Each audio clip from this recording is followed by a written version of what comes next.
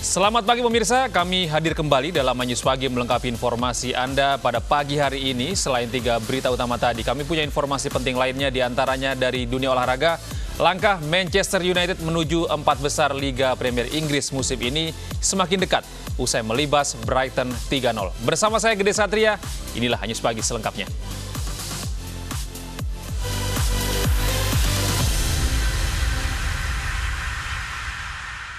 Pemirsa, pesawat Garuda Indonesia keluar dari landasan di Bandara Sultan Hasanuddin, Makassar, Sulawesi Selatan saat hendak lepas landas. 26 orang di pesawat tersebut selamat.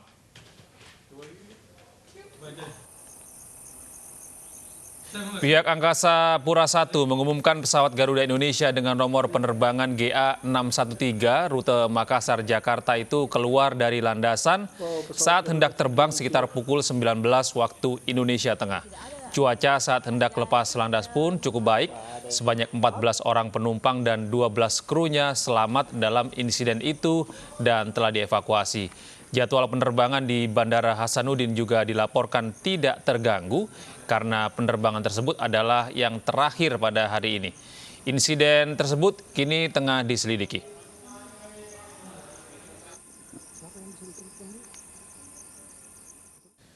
Masih dari Makassar, pemirsa, Polrestabes Makassar menangkap sekelompok pelaku tawuran. Namun upaya polisi mendapat perlawanan dari keluarga salah satu pelaku yang tidak rela anaknya ditangkap.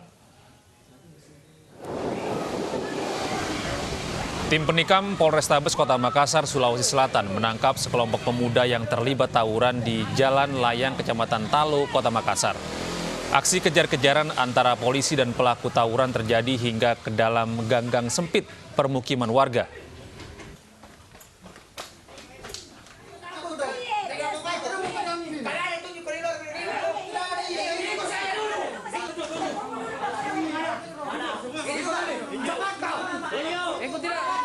Saat menangkap salah satu pelaku, upaya polisi sempat dihadang keluarga pelaku dan memprotes sebagai bentuk perlawanan. Dari hasil penyisiran, polisi menangkap 8 pelaku beserta barang bukti busur panah. Penyebab tawuran antar kelompok pemuda dari Jalan Lembo dengan kelompok pemuda Jalan Layang karena dendam lama antar dua kelompok.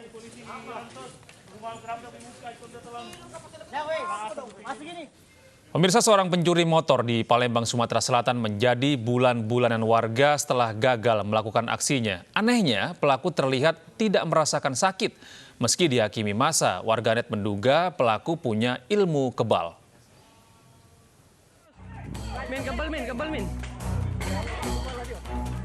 Seorang pria di Palembang, Sumatera Selatan dihakimi massa setelah gagal mencuri motor.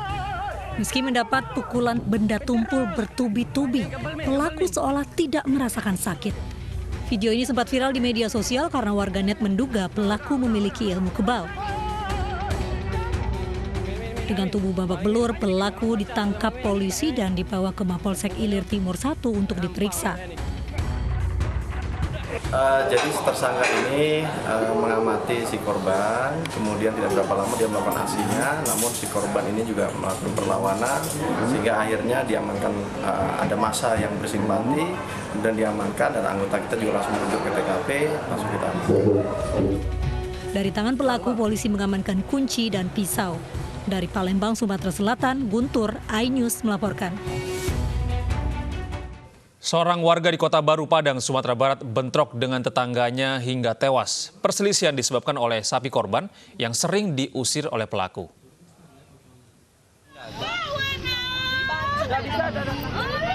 Iya, itu apa?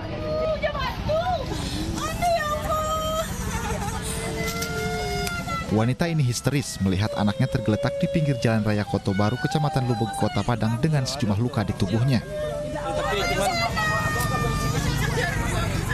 Fadli Arif, 36 tahun, tewas setelah berkelahi dengan tetangganya Renzo di Jalan Raya Kota Baru. Korban terluka di bagian kepala akibat benda tumpul. Jenazah korban diotopsi di Rumah Sakit Bayangkara Polda Sumatera Barat. Bentrok dipicu hanya karena sapi milik Fadli sering diusir oleh Renzo.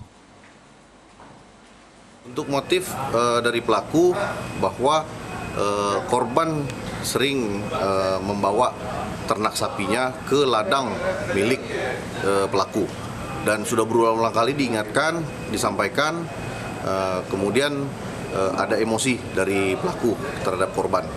Kemudian pada saat kejadian tersebut, korban menantang pelaku untuk berkelahi. Kemudian dilayani oleh pelaku, dan pada saat itu pelaku masih dalam keadaan hidup. Sementara Renzo yang sering mengusir sapi korban ditangkap polisi. Ia mengaku jika ditantang duel oleh korban, pelaku terancam hukuman 5 tahun penjara.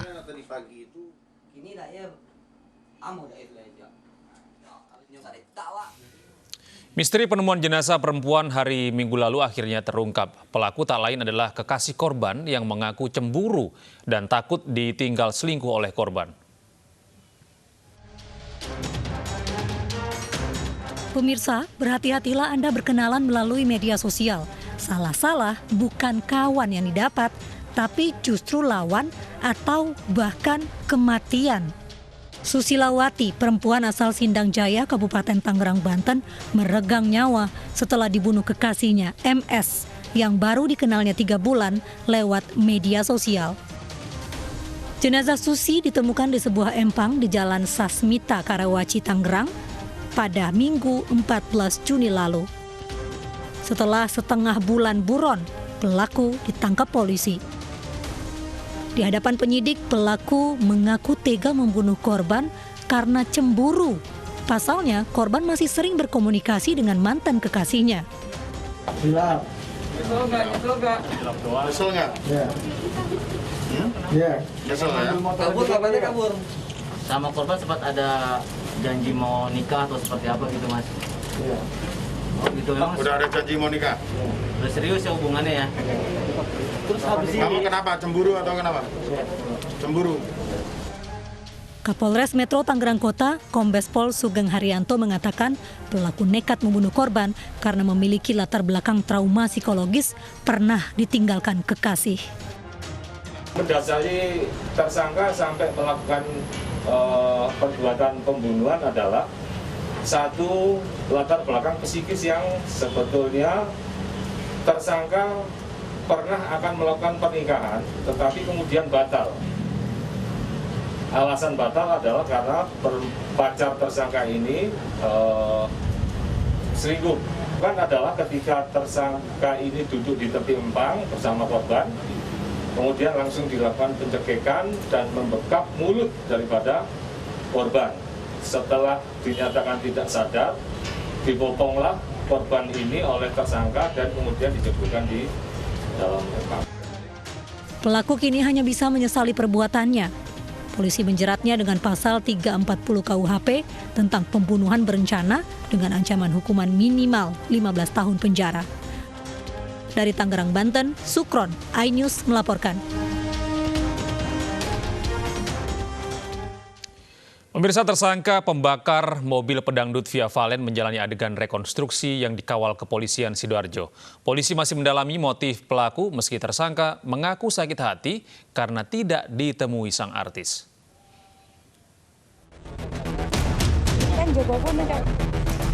Tersangka pembakaran mobil pedangdut Via Valen Vijay jalani rekonstruksi kejadian sambil dikawal petugas Polresta Sidoarjo dan juga disaksikan keluarga Via Valen. Tersangka memperagakan beberapa adegan, mulai dari pengintaian hingga cara tersangka membakar mobil Via Valen lalu melarikan diri. Keluarga Via Valen mengaku tidak menyangka tersangka sampai nekat melakukan aksinya. Kalau deket-deket sama orang tersangkanya itu tetap masih ada rasa takut ya Mas ya, karena dia itu orangnya nekat. Jadi benar-benar benar-benar istilahnya orang ini bikin merinding gitulah. Sebelumnya tersangka yang mengaku sebagai penggemar Via Valen nekat membakar mobil Via karena sakit hati kepada keluarga Via yang tidak memberikan kesempatan bertemu idolanya. Tersangka sudah 10 hari mengintai rumah Via Valen sebelum insiden pembakaran mobil. Itu hanya ingin ketemu dengan Via karena dia salah satu fans berat dan ada sesuatu yang menurut si pelaku ini menginginkan untuk bisa ketemu bisa bertatap muka dengan Via dan sudah diupayakan 2 kali, tetapi dari pengakuan si pelaku ini tidak bisa ketemu dengan Via.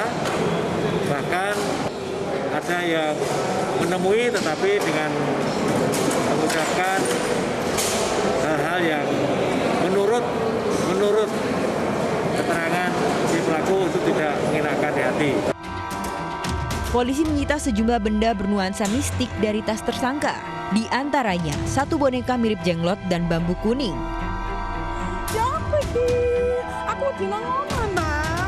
Mobil mewah seharga miliaran rupiah milik Via Valen dibakar tersangka di samping kediamannya di Sidoarjo, Jawa Timur, Selasa dini hari.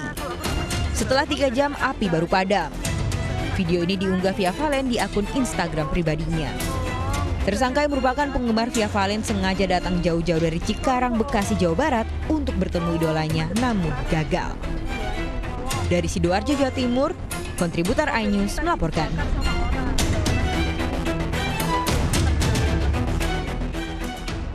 Sementara itu terkait konser Rhoma Irama di Pamijahan, Bogor, Jawa Barat, penyelenggara meminta maaf kepada masyarakat atas ketidaknyamanan dan beredarnya video konser Sang Raja Dangdut di tengah pandemi.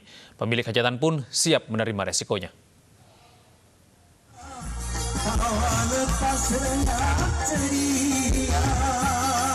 Aksi panggung Raja Dangdut Rhoma Irama saat konser di salah satu hajatan warga Pamijahan, Kabupaten Bogor, Jawa Barat minggu kemarin menuai kontroversi.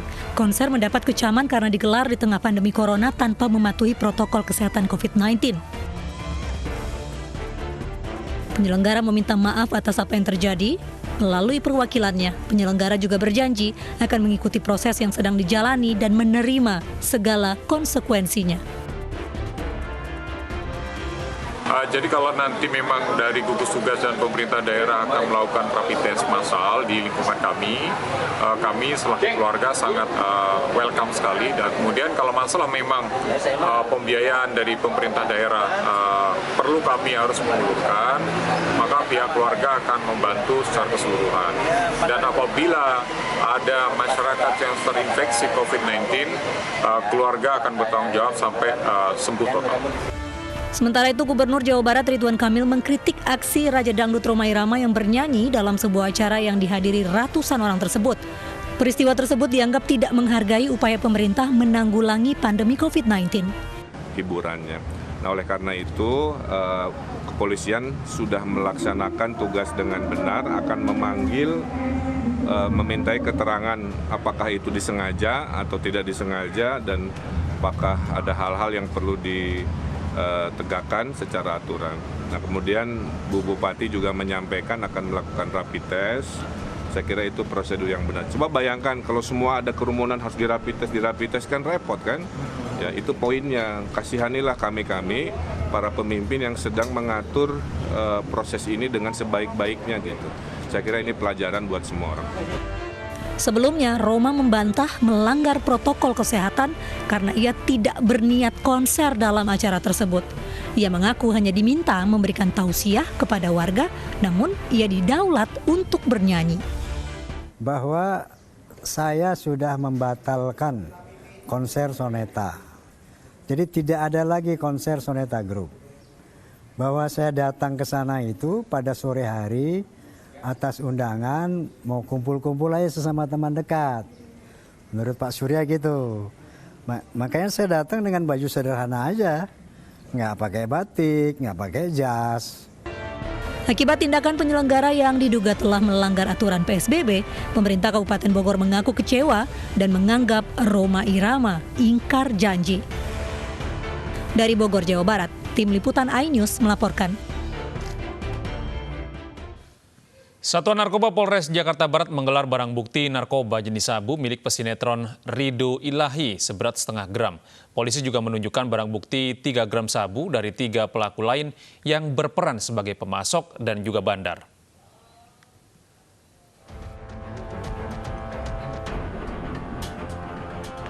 Ketiga pelaku penyalahgunaan obat terlarang digelandang ke ruang Polres Jakarta Barat.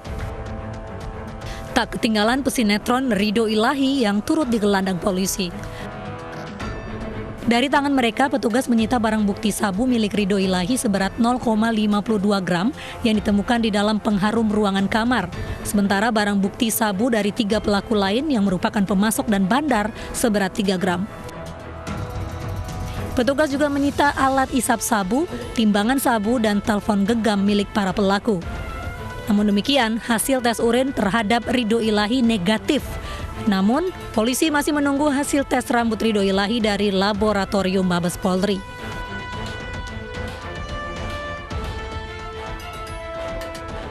Di mananya salah satu keterangannya itu di lokasi syuting. Jadi berapa kalinya itu selama setahun ini yang menyuplai barang kepada RI dari pengakuannya, ya ini masih kami lakukan pendalaman, itu dari AK. Ini kenapa ada alasan yang tadi saya sampaikan sebelumnya. Kami harus melakukan pendalaman dengan memanggil production house. Dalam pemeriksaan disebutkan ya untuk menghilangkan stres pada saat yang bersangkutan ada banyak pikiran dan sebagainya. Ya, itu alasan yang disampaikan dalam pemeriksaan. Aku benar-benar nyesel dan sumpah nggak akan nyentuh barang itu lagi. Aku minta maaf kepada seluruh masyarakat Indonesia dan kepada fans-fans aku. Aku menyesal. Ridho Ilahi terancam pidana selama 5 tahun penjara. Dari Jakarta, Miftahul Gani, iNews melaporkan.